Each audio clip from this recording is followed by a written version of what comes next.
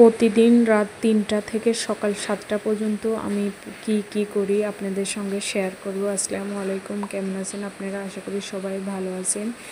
প্রচুর বৃষ্টি হচ্ছে, সকাল থেকেই মেঘলা মেঘলা, তারপরে বৃষ্টি শুরু হয়েছে। প্রতিদিন রাত ৩টায় উঠে তাহাজ্জুদ নামাজ পড়ে কোরআন তেলাওয়াত করি। কোরআন তেলাওয়াত করার পরে ফজরের নামাজ পড়ে তারপরে রান্নার কাজ করতে যাই, কারণ হাজব্যান্ড 7টার স্কুলে চলে যায়। দ্রুত নামাজ শেষ করে আগে রান্নার কাজটা শেষ করে, কারণ টিফিন দিয়ে দেওয়া হয় আর যাতে খেয়ে যায় একটু, সেই জন্য তাড়াহুড়া করতে হয়। আর প্রতিদিন অনেক কাজ থাকে, রান্নাবান্নার পরেও সাংসারিক কত কাজ থাকে। রান্না করার পর একে একে আমি সমস্ত কাজগুলো শেষ করে নিই। এইভাবেই আমার প্রতিদিন রুটিন চলে। শুক্রবারে একটু সকালে ঘুমাই, তারপর আবার দেখবেন যে একটু ঘুমাইলে সমস্ত কিছু এলোমেলো হয়ে যায়। তারপরেও চেষ্টা করি যে আল্লাহ যতদিন বাঁচিয়ে রাখে ততদিন যেন আল্লাহর ইবাদত বন্দেগীর মধ্যে থাকতে পারি, করতে পারি, এটাই। তাছাড়া আসলে আর কিছু না। দুনিয়া আসলে ক্ষণিকের জন্য, শুধু মায়া মহব্বত এই দিয়ে তো আর যাবে না, পরকালের চিন্তাও করতে হবে, সমস্ত কিছু মিলায়ে। এইভাবেই আমার দিনগুলো প্রতিদিন যায়। আমি শিং মাছ দিয়ে, ডাঁটা দিয়ে, আলু দিয়ে ঝোল করছি। এইভাবে আপনারা ঝোল করে খেয়ে দেখবেন, আসলে অনেক সুন্দর। আর ডাঁটা নিয়ে আসছিল, এটা আমাদের দিকে বাঁশ ডাঁটা বলে, আপনাদের দিকে কি বলে জানি না। এত মজা ডাঁটা, আর শিং মাছও অনেক স্বাদ। এর ভিডিও দিয়েছিলাম আপনাদের কাছে। এখানে আমি 2টা তরকারি রান্না করব। প্রথমে ভাত করেছি।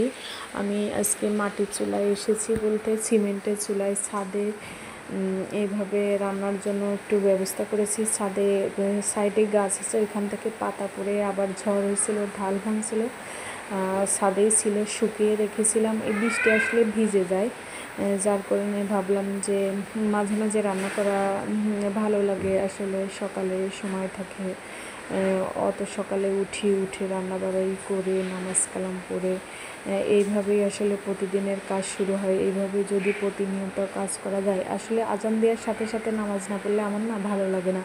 আগে আমি যত যাই থাকুক নামাজ পড়ে তারপরে সমস্ত কাজ করব, তাইলে আমার শান্তি লাগে। এটা কেন হয় জানি না, সবার ভিতরে হয় কি না জানি না, কিন্তু আমার না আজান দেওয়ার সাথে সাথে, আর আমি ফজরের নামাজ আপনার আজানের সাথে সাথেই পড়ি, আর জোহর এই বাদ বাকি 4 নামাজের ওক্ত হলেই নামাজ পড়ি। আজানের সময়ের জন্য দেরি করি না করে। তারপরে আবার কয়েকটা মুরগি পালি, কয়েকটা বলতে একটু বেশি পালি। এইভাবে তাদের পিছনে অনেক সময় দিতে হয়। আর এখন না প্রচুর পরিমাণে কুকুর আসে, ওদের তো ছাড়াই যায় না বাইরে, যদিও ছেড়া হয়, এই পাহারা দিয়ে রাখতে হয় বেলকুনিতে। আসলে বাসা বাড়ি থেকে যে এইভাবে করা যাবে এটা কখনো ভাবিনি। আল্লাহ হয়তো যা করে ভালোর জন্যই করে। ভাবলাম এইভাবে আপনারা শাক ভাজি করে খেয়ে দেখবেন। এইভাবে শাক ভাজি অনেক মজা লাগে। আমি এইভাবেই শাক ভাজি করে, এখানে ডাঁটার শাক দিয়েছি, আর শান্তির শাক বলে, আপনাদের দিকে কি বলে আমি জানি না, এই শাক দিয়ে ভেজেছি আমি এইভাবে। তবে অনেক মজা হয়েছিল। এইভাবে শাক ভাজলে ভালো লাগে। অনেকে আছে যে ওই সমস্ত কিছু মশলা, পেঁয়াজ রসুন মরিচ আপনার শাকের মধ্যেই দিয়ে দেয়।